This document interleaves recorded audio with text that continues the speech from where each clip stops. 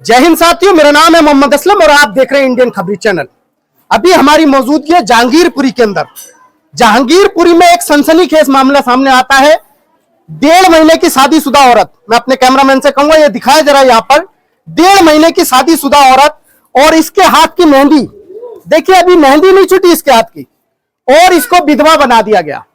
सिर्फ 1.5 महीने की शादीशुदा औरत है ये, जिसको विधवा बना दिया गया।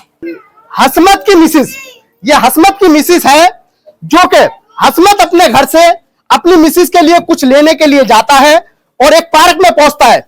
वहां कुछ घात लगाए हुए अज्ञात व्यक्ति बैठे हुए होते हैं और उस पर ताबड़तोड़ चाकू से हमला करते हैं और उस पर इतने हमले करते हैं कि उसकी ऑन द स्पॉट वहीं पे मौत हो जाती है। आशिया जी, क्या हादसा हुआ आपके हस्बैंड के साथ? हादसा हुआ तो देखो सर, 5:30 बजे वो घर से गया। घर से जाने के बाद ना उसे 5-6 जने ने, मैन अड्डा है प्रधान ने बोला है कि तू नाबालिग से मरवा दे रहा है, बोला तू मार, मैं देख लूंगा, कुछ भी हो जाएगा। और ऐसा मारा उससे वो सांस भी नहीं ले पाए, वहाँ पे दम तोड़ दिया।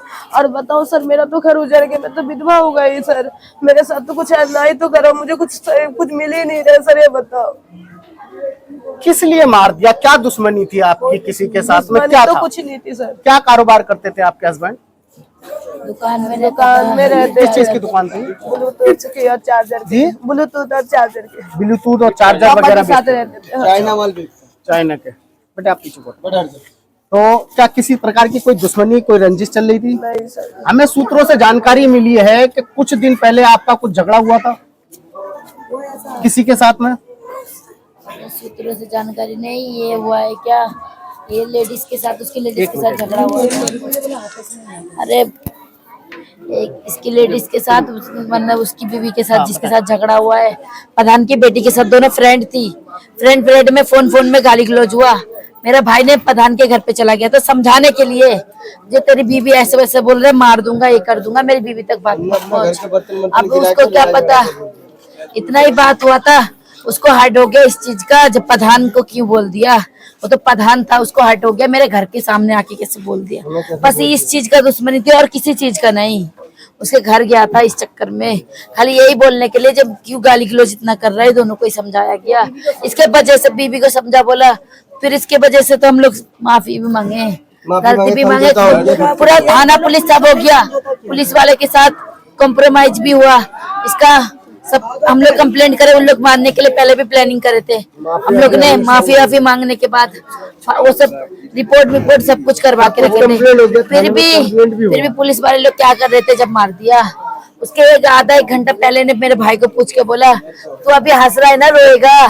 अभी ये नहीं पता, यही मेरा भाई को बोला था, तू अभी हंस रहा है, रोएगा। हसमत के बड़े भाई हमारे साथ मौजूद है। क्या नाम है सर आपका? सर हाकिम। हाकिम जी, क्या हादसा हुआ आपके भाई के साथ? जी, मैं पार्क के अंदर जा ही रहा था तो सामने से प्रधान आता है, कह रहा हंस रहा है बहुत रोएगा, हंस रहा है बहुत रोएगा, तुम लोग को देख लूंगा। सर उसके अंदर थोड़ी देर अंदर मैं पार्क के अंदर जाता हूँ और आधे घंटे के अंदर सर मेरे भाई को मार देते हैं। क्यों मार दिया उसने? किस क्या रंजिश? सर वही कि इसका मतलब मेरे छोटे वाले भाई की जो वाइफ थी और वो जो जिनने मारा रिजाबुल, दिलशाद इसकी बहन, ये लोग फ्रेंड थे। तो ये लोग फ्रेंड में गाली गलौज हुआ होगा। तो हसमत की बीवी ने हसमत को बोला कि ऐसे ऐसे मेरे को गाली गलौज देती है। तो ईद के 1 दिन बाद उसके घर गए थे हसमत, और घर जाके उसको समझाया, धमकाया, हाथापाई हुआ। तो वहां से उन लोग बोले कि प्रधान के घर में आ गया, ये आ गया, वो आ गया, प्रधान हूँ तुझे पता नहीं है। फिर उसको 10 दिन से मारने के लिए खोज रहे थे, 5, 6, 7 भाई खोज रहे थे। फिर हम लोग ने कॉम्प्रोमाइज हो गया था, समझौता हो गया था बैठ के। क्या नाम है सर आपका? मेरा नाम सोनू शेख है। सोनू शेख जी, क्या हादसा हुआ आपके साले के साथ में? सर मेरे साली के साथ ये हादसा हुआ है, वो पार्क पे जाता है। तो सर वो जो पार्क पे जाने के बाद जो है ना, तो वहां से 4-5 लड़के आते हैं, वो अंधाधुंध से चाकू से वार करने स्टार्ट कर देते हैं। और हमें जैसे पता चलता है कि चाकू से वार हो गया है, तो उसको हॉस्पिटल लेके आते हैं, ऑन द स्पॉट खत्म हो जाता है रास्ते पे।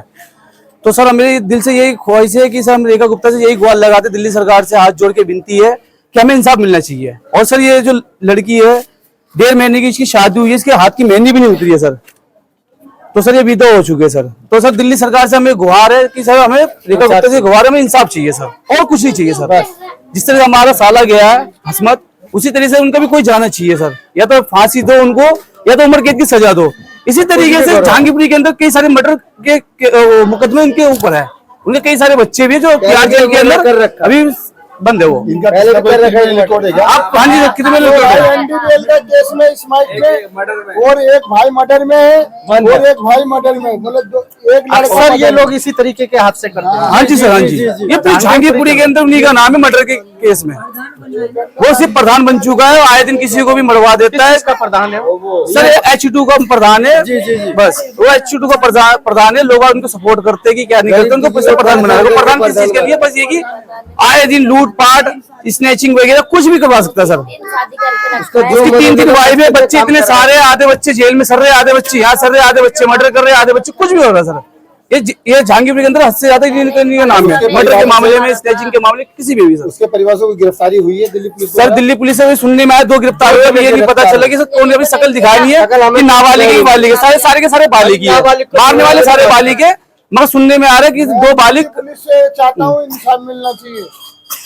तो सर हमें इंसाफ चाहिए, दिल्ली सरकार रेखा गुप्ता से हाथ जोड़ के विनती है, हमें इंसाफ चाहिए, इस विधवा औरत को इंसाफ मिलना चाहिए।